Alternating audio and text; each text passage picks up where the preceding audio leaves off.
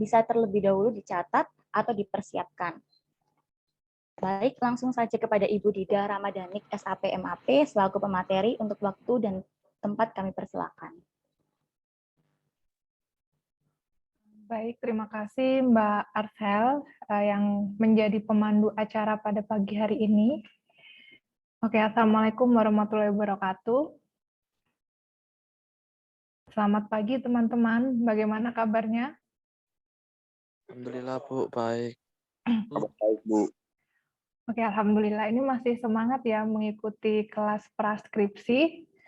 Nah, hari ini materi yang terakhir, di mana nantinya kita akan sama-sama belajar untuk bagaimana sih cara menulis artikel ilmiah begitu.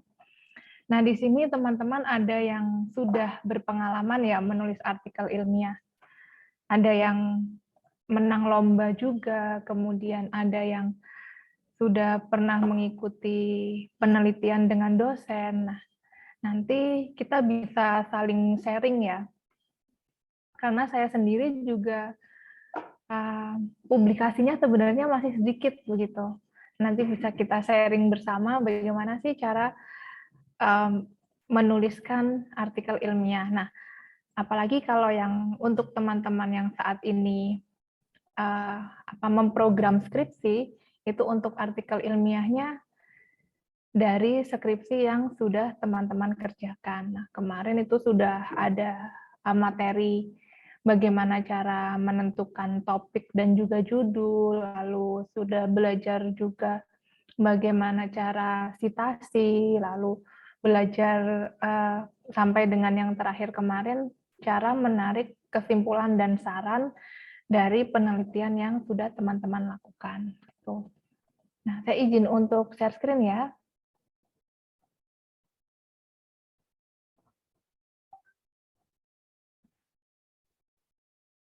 Bisa terlihat, teman-teman?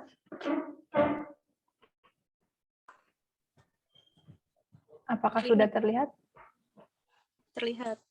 Terlihat, oke. Nah, ini saya lihat juga teman-teman yang lagi on cam itu sebagian sambil magang ya? Iya Bu, sambil magang. Iya Oke. Bu, mohon maaf on cam.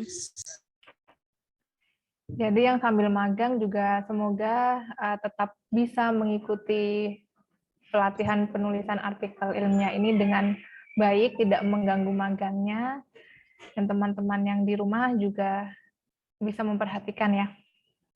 Nah, di sini teman-teman yang harus kita ketahui terlebih dahulu, itu kan kita seringkali ngapain sih kok pakai menulis artikel ilmiah gitu.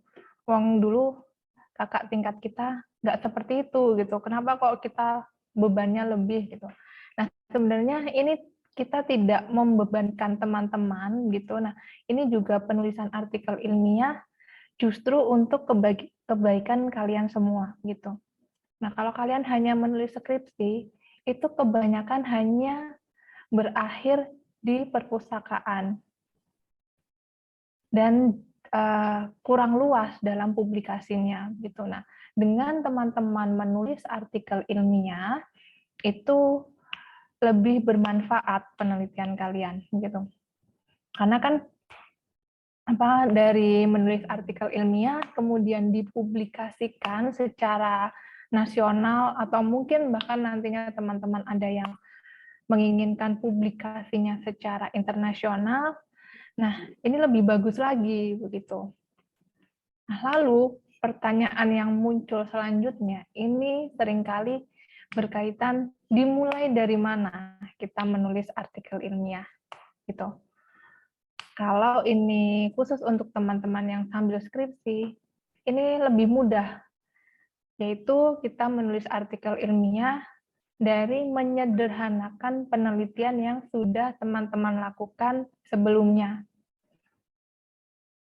Nah, dari permasalahan, kemudian topik, metode penelitiannya, itu juga bisa kita mengambil dari penelitian yang sudah teman-teman lakukan.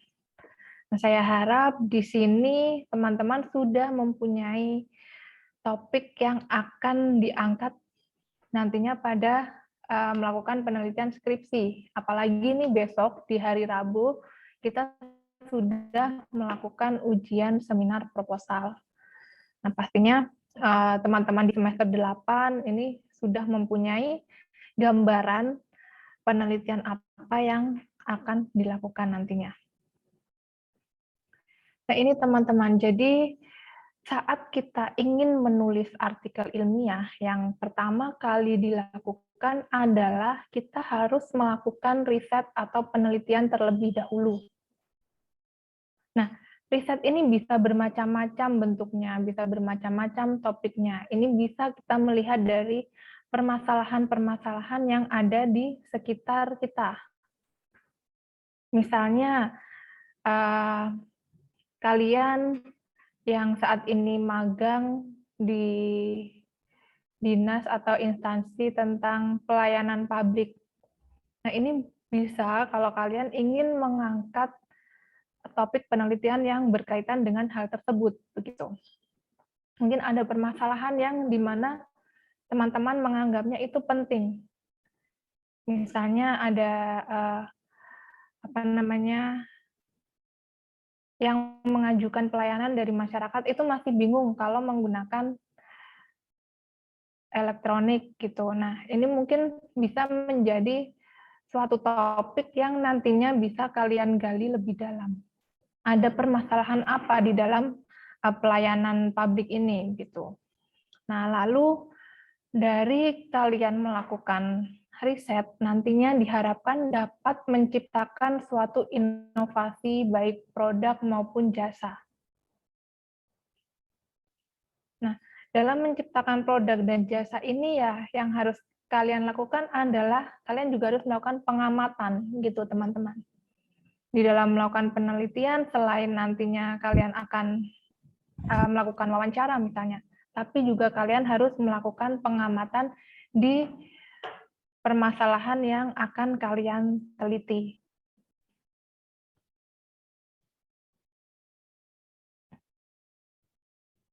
Nah, selanjutnya teman-teman untuk luaran penelitian atau output dari penelitian itu sebenarnya ada bermacam-macam. Yaitu bisa berupa karya ilmiah, buku ajar, atau HKI, yaitu hak kekayaan intelektual, di mana ada paten sederhana, dan lain sebagainya. Lalu ada publikasi media sosial. Nah, lalu ada publikasi media cetak juga. Nah, ini teman-teman yang sudah KKN, kan kemarin sudah melakukan publikasi media juga. Nah, nanti yang akan banyak kita bahas adalah di karya ilmiah. Jadi di karya ilmiah ini ada beberapa macamnya, yaitu diantaranya ada makalah. Kalau makalah ini semester-semester lalu sudah sering ya kalian kerjakan. Lalu ada artikel ilmiah, skripsi, tesis, dan disertasi. Nah, nantinya yang akan menjadi artikel ilmiah adalah dari ringkasan skripsi yang sudah kalian buat. Nah, nanti kalau kalian setelah S1 mau lanjut ke S2, maka teman-teman harus menyelesaikan yang namanya tesis. Kalau S3, harus menyelesaikan disertasi. Gitu. Nah, jadi di setiap jenjang perkuliahan, mau tidak mau, suka tidak suka, itu teman-teman harus melakukan yang namanya penelitian. Gitu. Ini wajib, teman-teman.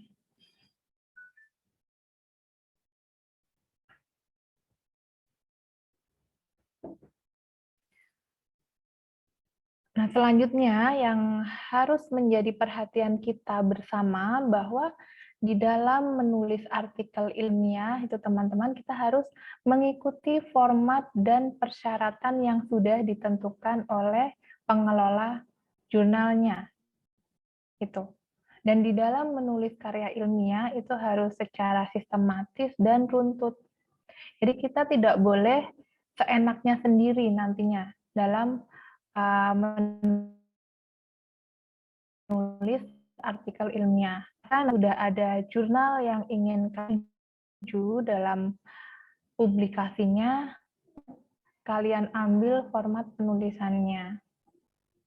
Karena di setiap masing-masing pengelola jurnal itu mempunyai format yang berbeda-beda, meskipun kalau kita secara sekilas itu hampir sama, tapi nanti tolong dilihat lagi gitu. Nah, nanti akan ada beberapa contoh terkait template dari jurnal-jurnal juga.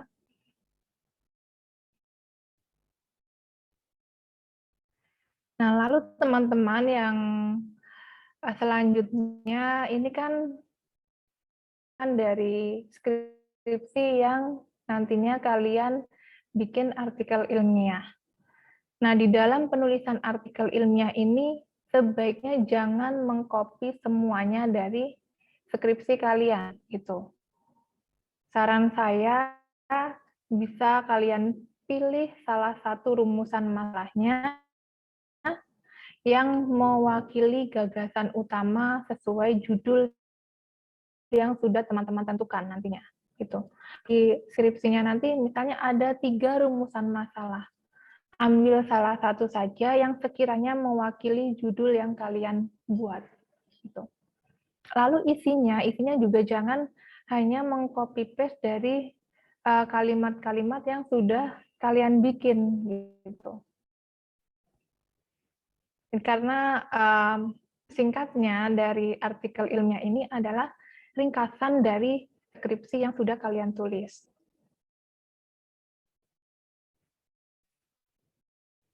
Lalu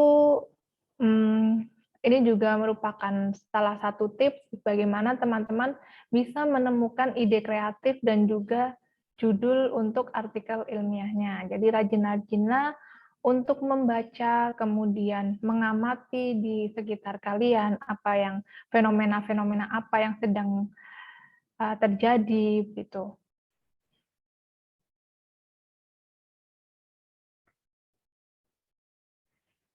Nah, selanjutnya teman-teman ini sudah masuk pada bagian penting di dalam penulisan artikel.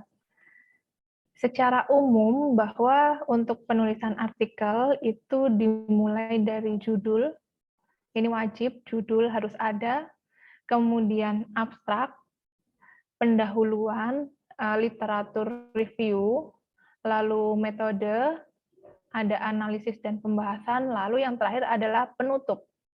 Gitu. Tetapi ada juga jurnal yang literatur review-nya itu bisa dimasukkan di dalam pendahuluan. Nah, ini juga kalian harus jeli ya melihatnya. Kalau memang literatur review dibuat subbab tersendiri ya, kalian harus mengikuti gitu. Jadi ini nanti tergantung jurnal mana yang akan kalian tuju dalam publikasi.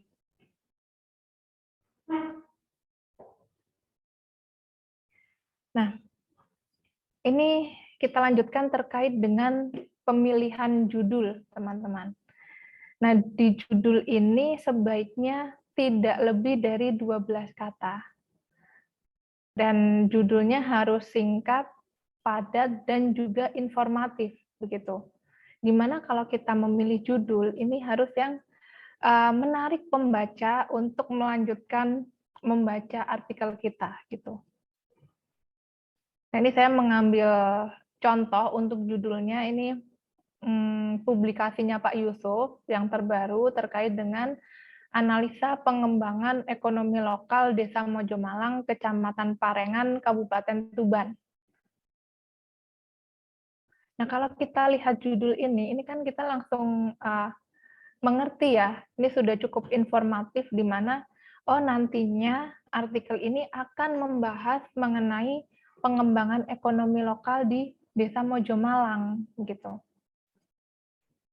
Dan juga untuk judul ini sudah cukup padat dan pembaca yang pertama kali melihat itu sudah mempunyai gambaran, bayangan akan artikel apa yang akan dibahas di sini.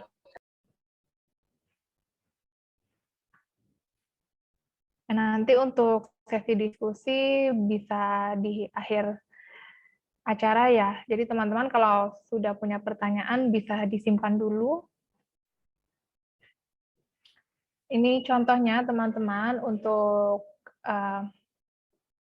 judul dan juga abstrak. Nah, setelah judul, yang wajib ada di dalam artikel ilmiah adalah nama penulisnya. Nah, di nama penulis ini tidak perlu mencantumkan gelar. Jadi nanti kalau teman-teman akan menulis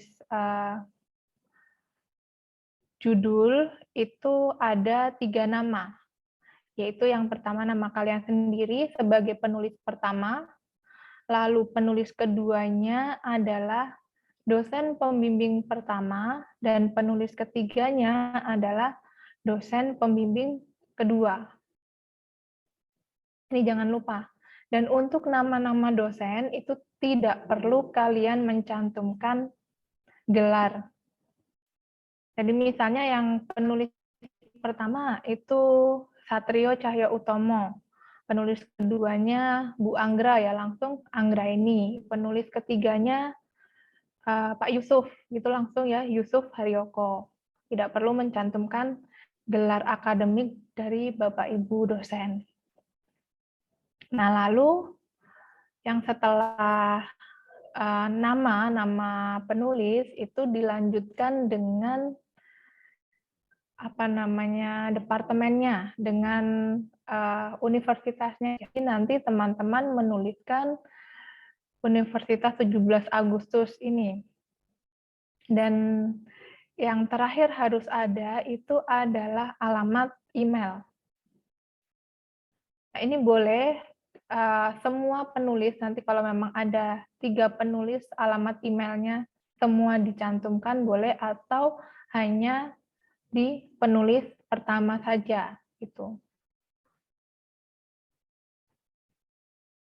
Nah, lalu selanjutnya untuk yang tulisan diserahkan sampai disetujui, ini sesuai dengan perbaikan yang teman-teman lakukan nantinya di saat ada perintah revisi dari pengelola jurnal gitu. Nah, jadi ini bisa dilihat bahwa Pak Yusuf mulai menyerahkannya di tanggal 16 April.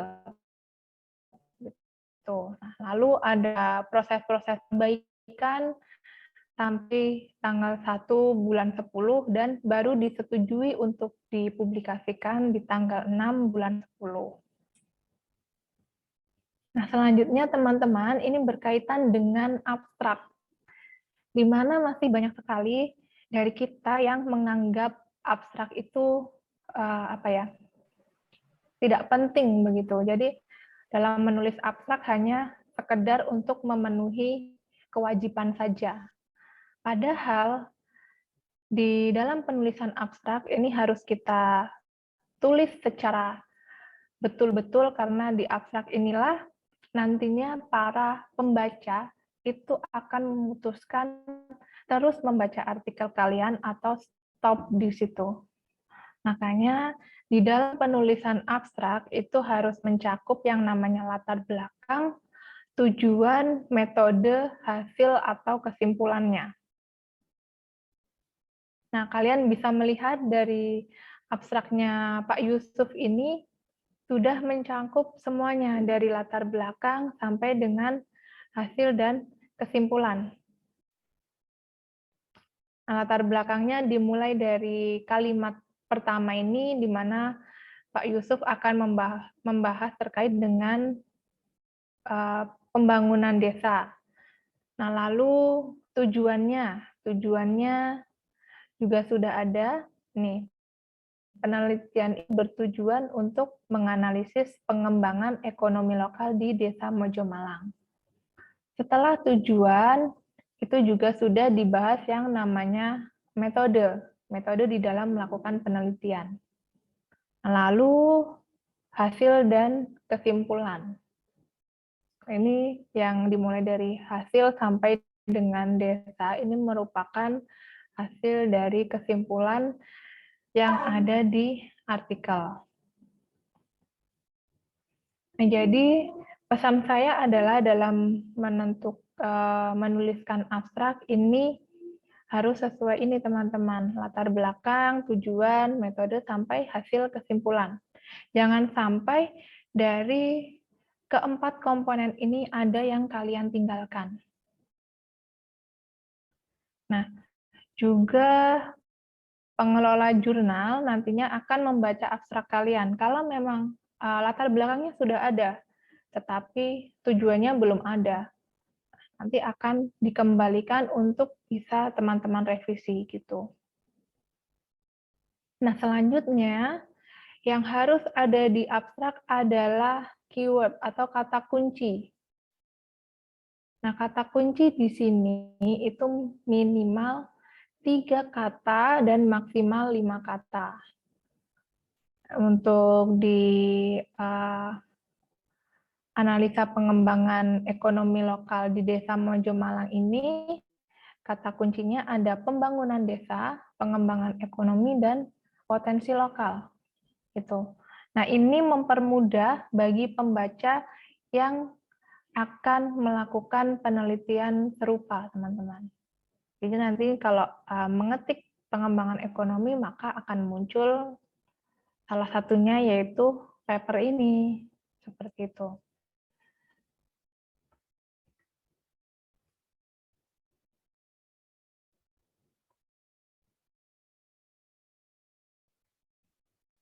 Nah, kemudian kita masuk pada bab pertama di dalam penulisan artikel ilmiah, yaitu di pendahuluan. Pendahuluan ini berisi terkait dengan latar belakang, rumusan masalah, dan tujuan penelitian. Kalau di skripsi, itu kan di latar belakang punya subbab sendiri, lalu rumusan masalah ada subbab sendiri, tujuan juga begitu. Tetapi kalau di artinya, itu menjadi satu subbab, yaitu di pendahuluan. Nah, untuk memudahkan teman-teman dalam penulisan pendahuluan, ini bentuknya seperti piramida terbalik ini, teman-teman. Jadi, kita membicarakan dulu permasalahan umum, lalu ke masalah khusus, dan di gap risetnya.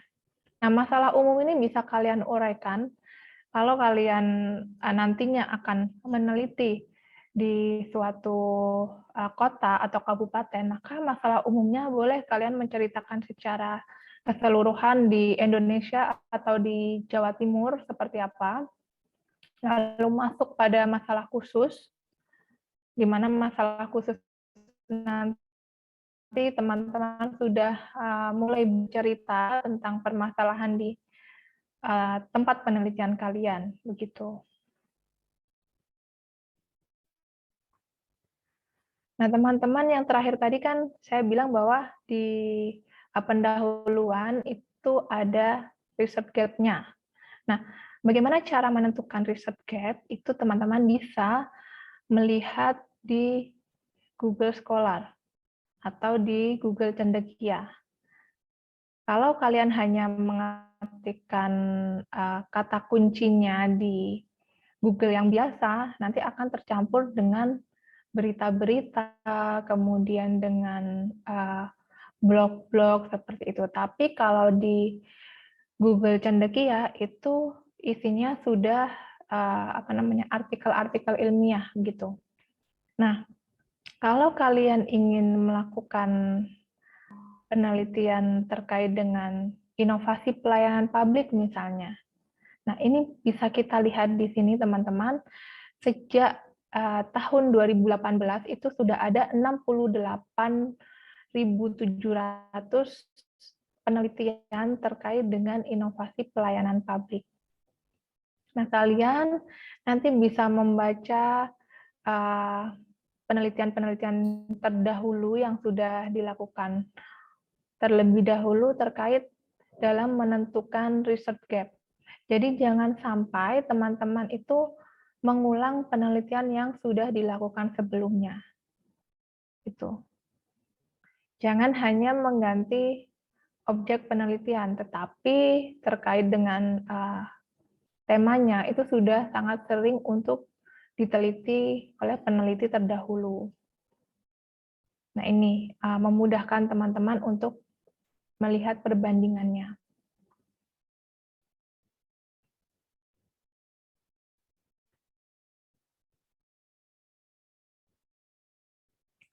Nah, lalu teman-teman yang bisa menjadi referensi kalian dalam penulisan artikel ilmiah, ini bisa dari jurnal nasional terakreditasi, bisa juga dari jurnal internasional, dan juga bisa dari buku. Nah, kalau terkait dengan jurnal nasional, jurnal internasional, ini maksimal 5 tahun ke belakang, 3-5 tahun lah, yang bisa menjadi referensi kalian. Karena apa? Karena kalau kalian membahasnya, referensinya dari jurnal-jurnal yang sudah sangat lampau, itu dikhawatirkan bahwa sudah tidak relevan lagi dengan keadaan saat ini, gitu. Kecuali kalau kalian mengambil suatu teori ataupun suatu definisi dari buku yang dimana belum ada pembandingnya, belum ada yang mematahkan teori tersebut, itu pakai tahun berapapun masih bisa. Nah, ini ya bedanya kalau sumber referensinya dari jurnal dan dari buku.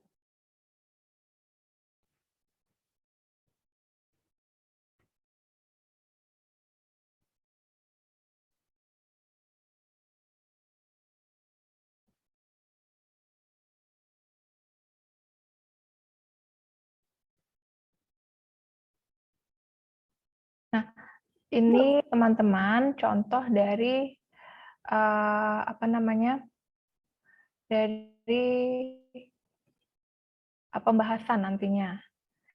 Jadi dalam pembahasan itu kita boleh mengambil pendapat atau dari sumber-sumber lainnya, tetapi harus ada sumbernya harus jelas gitu. Siapa penulisnya, tahun berapa ditulis harus jelas.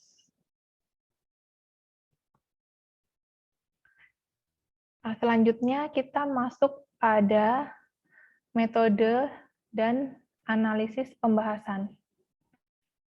Nah, kalian nantinya dalam melakukan pembahasan itu haruslah jujur.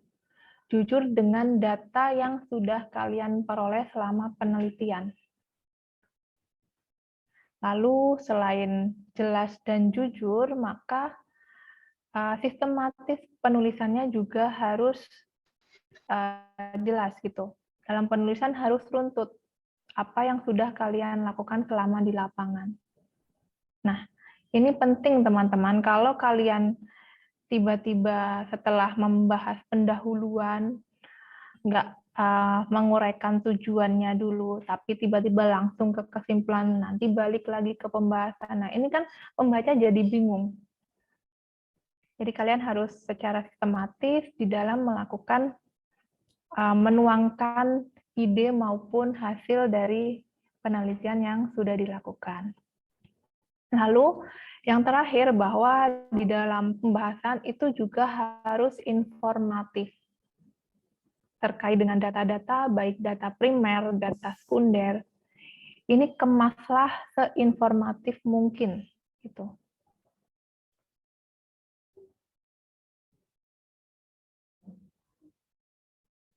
Nah, seperti ini contohnya.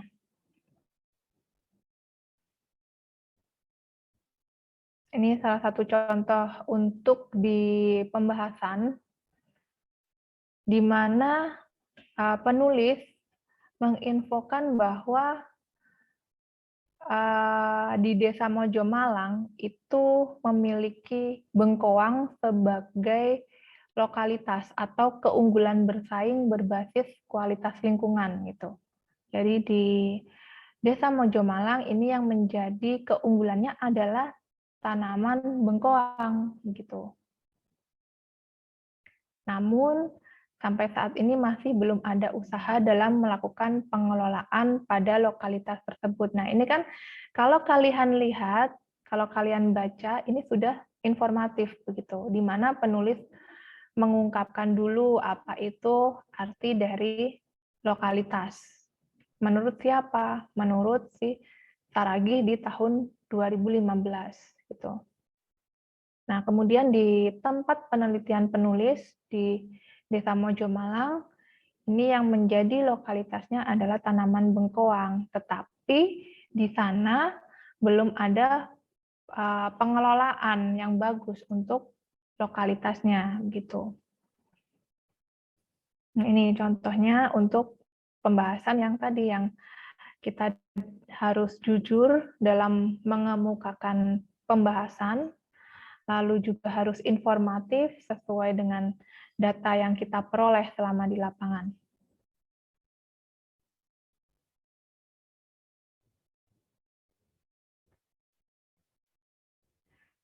Nah, ini yang terakhir ya teman-teman, di tahap kita menulis kesimpulan, itu haruslah kesimpulan ini bisa menjawab tujuan dari penelitian yang kita lakukan. Kalau tujuan kalian itu ada satu, ya berarti nanti kesimpulannya hanya ada satu macam, biar tidak melebar kemana-mana.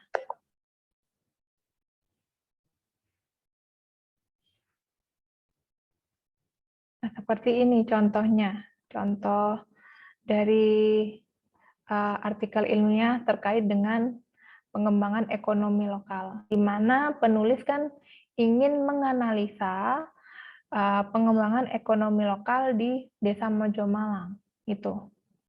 Nah, di dalam kesimpulan ini, penulis mengemukakan bahwa di Mojo Malang itu belum terlaksana dan masih banyak aspek yang belum berjalan. Nah, untuk literatur reviewnya atau teorinya ini penulis membahasnya dengan lokalitas atau potensi lokal di Desa Mojo Malang. Itu di mana di desa tersebut itu masih perlu dikembangkan terkait ekonomi lokalnya yang berdasarkan pada potensi desa, potensi di Mojo Malang sendiri gitu. Lalu penulis juga tidak lupa untuk memberikan rekomendasi. Jadi dari kesimpulan yang sudah bisa kita tarik di dalam melakukan penelitian, maka perlu adanya rekomendasi yang nantinya ini bisa digunakan oleh instansi terkait maupun oleh peneliti selanjutnya gitu. Nah, di sini saat memberikan rekomendasi bahwa penulis juga memberikan saran bahwa untuk membuat roadmap itu bisa bekerja sama dengan akademisi atau tenaga ahli lainnya, di mana yang mengetahui tentang pengembangan ekonomi lokal.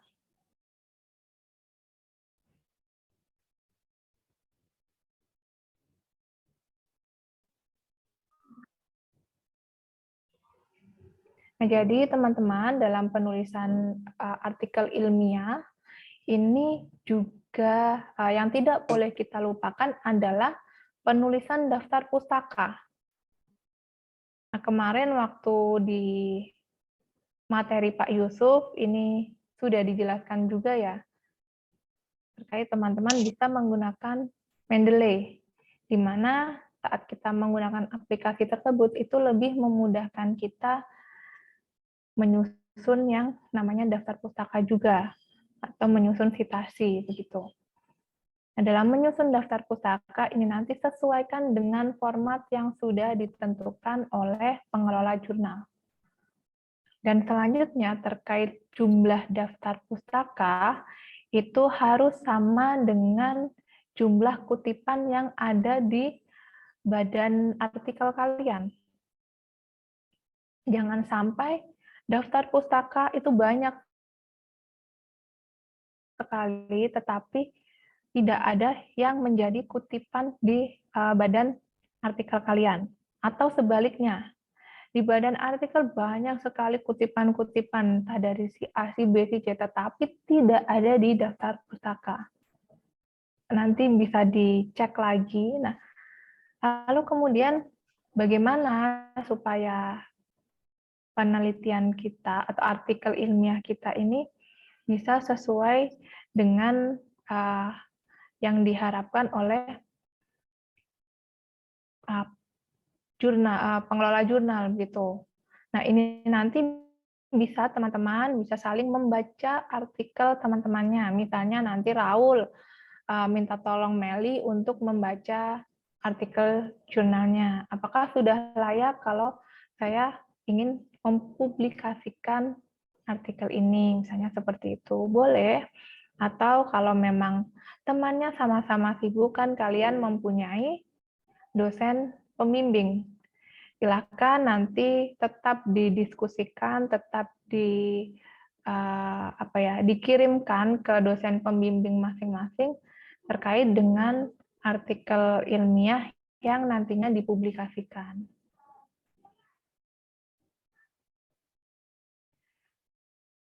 Terkait dengan artikel ilmiah ini teman-teman, yang masih sering terjadi adalah di mana kalian melakukan plagiarisme. Padahal untuk plagiarisme sendiri ini mayoritas di dalam pengurus jurnal itu maksimal adalah 20%. Dimana kalau lebih dari 20% itu nanti akan dikembalikan ke penulis. Nah, dalam melihat plagiarisme yang umum itu menggunakan uji Turnitin. Ini salah satu contoh artikel yang saya terbitkan bersama teman kalian yang berjudul tentang polemik dalam karir perempuan Indonesia, di mana di dalam artikel tersebut itu similarity index-nya adalah 14%. Dan ini langsung ketahuan teman-teman. Dari mana saja kita mengcopy paste kalimat-kalimatnya. Gitu. Nah, yang pertama ini kita melakukan plagiat dengan Kompasiana. Lalu yang kedua dari relasi agama dunia, Blogspot. Nah, ini langsung ketahuan. Sepintar-pintarnya kalian copy paste, kalau sudah berhadapan dengan Turnitin, ini ketahuan. Jadi bisa dilihat juga secara keseluruhan di dalam artikel tersebut ada berapa persen yang plagiat. Sedangkan kalau nantinya teman-teman kan di skripsi juga sudah ada uji Turnitin juga. Nah, di artikel ilmiah pun seperti itu. Nanti saat kalian akan melakukan publikasi, pasti pengelola jurnal akan melakukan uji Turnitin gitu. Jangan sampai hasil dari uji Turnitinnya lebih dari 50%. Padahal yang dianjurkan maksimal secara umum adalah 20%.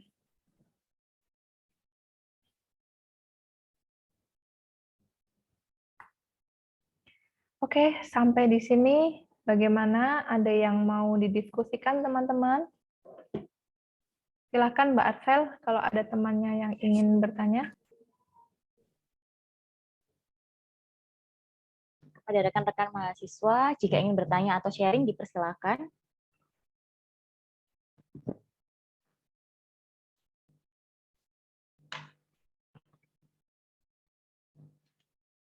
Atau mungkin dari teman-teman yang sudah mempunyai pengalaman menulis artikel ilmiah, boleh menambahkan apa sih tips dan trik untuk lolos di jurnal gitu ya.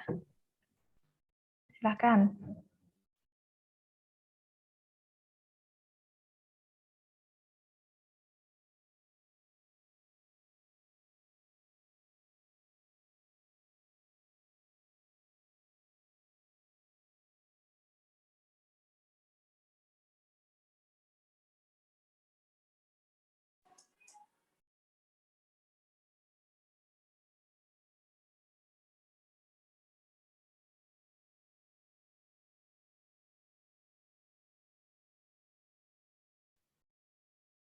Sebelum itu kepada rekan-rekan mahasiswa dipersilakan untuk mengisi presensi yang telah disediakan di link di kolom Zoom.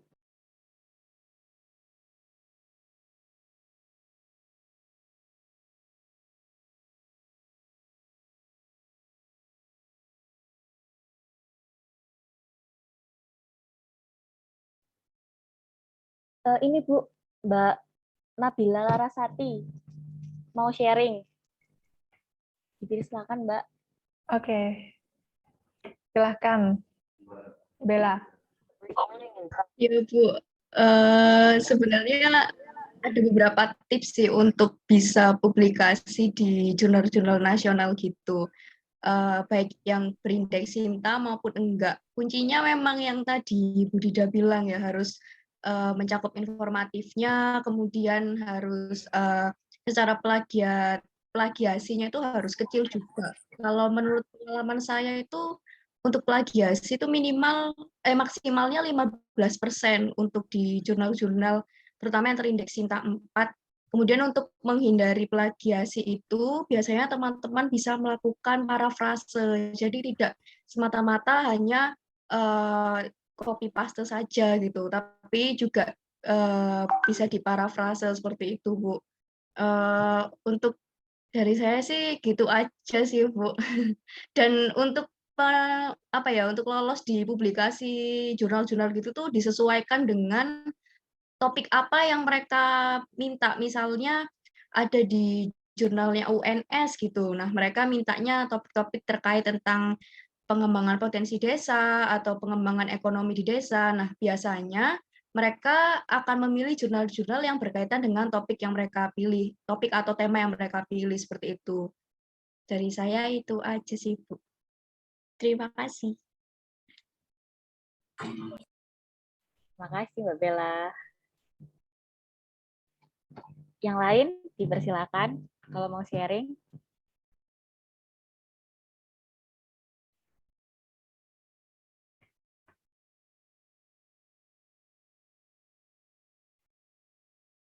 Sepertinya sudah jelas semua ya Mbak Arsel.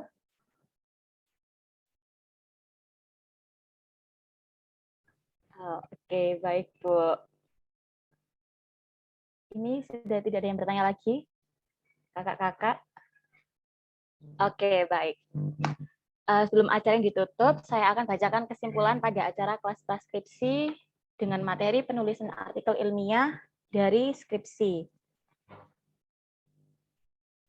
Penulisan artikel ilmiah dari skripsi adalah bentuk dari penyederhanaan skripsi itu sendiri, jadi tidak disarankan menulis semua, hanya disarankan mengambil satu rumusan masalah yang menurut kalian mencakup judul yang kalian angkat. Dan abstrak itu mencakup latar belakang, tujuan, metode, hasil, dan kesimpulan, serta keyword, dan harus mencakup informatif. Untuk plagiasinya disarankan hanya 15%. Itu. Baik, sampailah kita pada penghujung acara pada pagi hari ini. Semoga dari pemaparan materi yang diberikan dapat bermanfaat bagi seluruh rekan-rekan mahasiswa. Saya Teresia Arsel selaku MC sekaligus moderator, memohon maaf jika ada salah kata. Saya ucapkan terima kasih kepada Ibu Dida yang telah menyempatkan waktunya untuk menyampaikan materi, dan tak lupa saya ucapkan terima kasih kepada rekan-rekan mahasiswa yang telah bergabung dalam acara kelas transkripsi. Terima kasih atas perhatiannya. Selamat pagi dan selamat beraktivitas. Wassalamualaikum warahmatullahi wabarakatuh.